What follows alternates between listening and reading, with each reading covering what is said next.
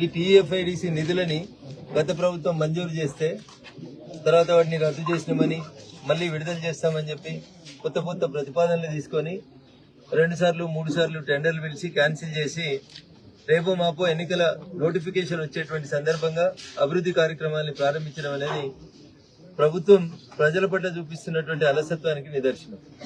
నిజంగా కాంగ్రెస్ పార్టీకి చిత్తశుద్ధి ఉంటే ఇదే టీయూఎఫ్ఐడిసి నిధులతోటి 2 సంవత్సరాల నుంచి మున్సిపాలిటీల అభివృద్ధి కోసం ఎందుకు పనిచేయలేదో ఒకసారి సమాధానం చెప్పాల్సినటువంటి అవసరం ఉంది.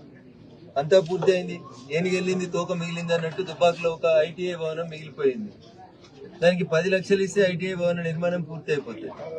దాని పక్కనే టాటా అడ్వాన్స్డ్ ట్రైనింగ్ ఇన్స్టిట్యూట్ ని ఓపెన్ చేయించింది ప్రభుత్వాన్ని. కానీ ప్రభుత్వం కోట్లాది రూపాయలని మంజూరు చేసి విడుదల చేసినటువంటి నిధులు 5 లేదా 10 లక్షల కోసం ఆగిపోయినటువంటి ఐటీఐ భవనాన్ని ఈ రోజు దాకా ప్రారంభించకపోవడం అనేది కాంగ్రెస్ పార్టీ పనితీరుకి నిదర్శనం.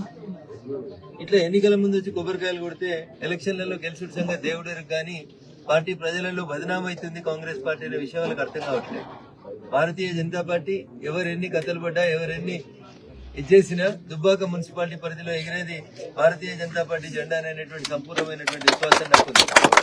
ఎందుకంటే నేను శాసనసభ్యుడిగా ఉన్నప్పుడు కొట్లాడి తీసుకొచ్చినటువంటి ధర్మారం నుంచి ప్రస్తుత నేషనల్ హైవే 765 డీజీ ధర్మారం చౌరస్తా నుంచి దుంపలపల్లి మీదుగా బల్వంతాపూర్ వరకు ప్రధానమంత్రి గ్రామీణ సడక్ యోజన 3 పథకం కింద తీసుకొచ్చినటువంటి రోడ్డు మీద ఒక బ్రిడ్జి పని, లో లెవెల్ కాజ్వే పని మిగిలిపోయిందని విషయాన్ని దృష్టిలో ఉంచుకొని ఎమ్మెల్యే నుంచి ఎంపీగా పదోన్నతి పొందిన తర్వాత ఈ రోజు తిరిగి ఆ PMGSY రోడ్డు కోసం అని చెప్పి గౌరవ మంత్రి గారితో శంకుస్థాపన చేయించడం జరిగింది. సుమారు 2.5 కోట్ల రూపాయల నిధులతో మిగిలిపోయినటువంటి వర్క్ ను కూడా గుర్తుపెట్టుకుని ఈ రోజు దుంపలపల్లి మున్సిపాలిటీ పరిధిలో PMGSY 3 కింద 2.5 కోట్ల రూపాయలతోటి ఒక బ్రిడ్జి పనులను కూడా ఈ రోజు భూమి పూజ చేయడం జరిగింది. 4 నెలల టైం బౌండ్ ప్రోగ్రామ్ గా పెట్టుకుని ఆ బ్రిడ్జ్ ని పూర్తి చేయాలని కూడా కాంట్రాక్టర్ కి స్పష్టమైనటువంటి ఆదేశాలు ఇవ్వడం జరిగింది. ఈ రకంగా మేము ఎక్కడున్నా భారతీయ జనతా పార్టీ నాయకులం, ఎమ్మెల్యేలం, ఎంపీలం అభివృద్ధికి పర్యాయపదంగా గ్రామాలను నిలపాలని, మున్సిపాలిటీని నిలపాలని మేము పనిచేస్తుంటే కాంగ్రెస్ నాయకులు, మంత్రులు, ఇన్ఛార్జి మంత్రులంతా ఎలక్షన్లు వచ్చినాయి కాబట్టి కొబ్బరికాయలు కొట్టే కార్యక్రమాన్ని మొదలుపెట్టినారు. ఇది దురదృష్టకరం.